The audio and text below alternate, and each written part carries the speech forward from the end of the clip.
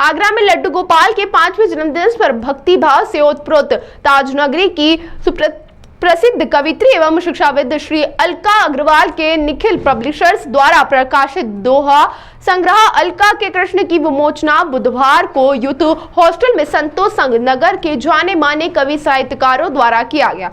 ललिता करमचंदानी, बबीता पाठक और कंचन चौधरी के मधुर स्वर में भगवान कृष्ण की भक्ति पर आधारित भजनों की रसधार ने सबको भाव विभोर कर दिया।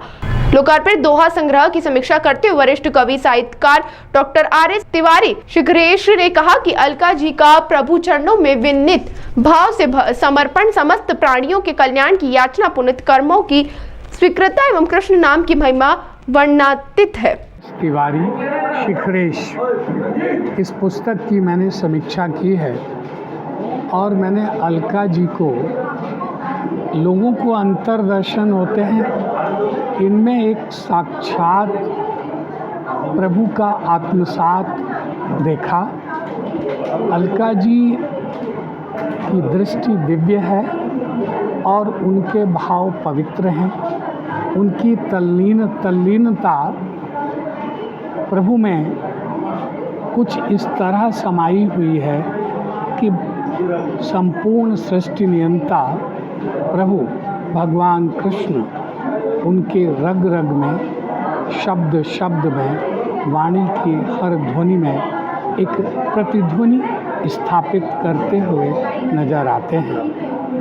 यद्यपि प्रभु भक्ति पर लिखा गया कोई भी काव्य या साहित्य की समीक्षा को मैं उचित नहीं समझता, इसलिए मैंने उनके इस काव्य की समीक्षा नहीं बल्कि उनके भावों को, उनके अंतर्मन को टटोला है और उनके अंतर्मन की जो आवाज़ है, उसे जो शब्द उन्होंने दोहों के रूप में दिए हैं, मैंने उसी को गद्य के रूप में सरलता से पाठकों के लिए प्रस्तुत किया है।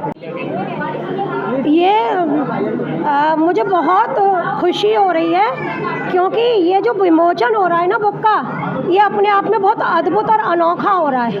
हम लोग सरस्वती जी के पुत्र हैं, पुत्री हैं, हम लोग लिखते हैं, लेकिन ये कान्हा जी की किताब है। इसमें कान्हा जी के दोहे हैं और इस किताब का नाम है अलका के कृष्ण, और ये सच में मेरे ही कृष्ण हैं क्योंकि ये जो मेरे घर में आए हैं ये मेरे ही कृष्ण हैं और इनके संग मेरी जो एक ट्यूनिंग बन गई है, एक जो इनसे मेरा रिश्ता बन गया है, माँ बेटे का रिश्ता बन गया है।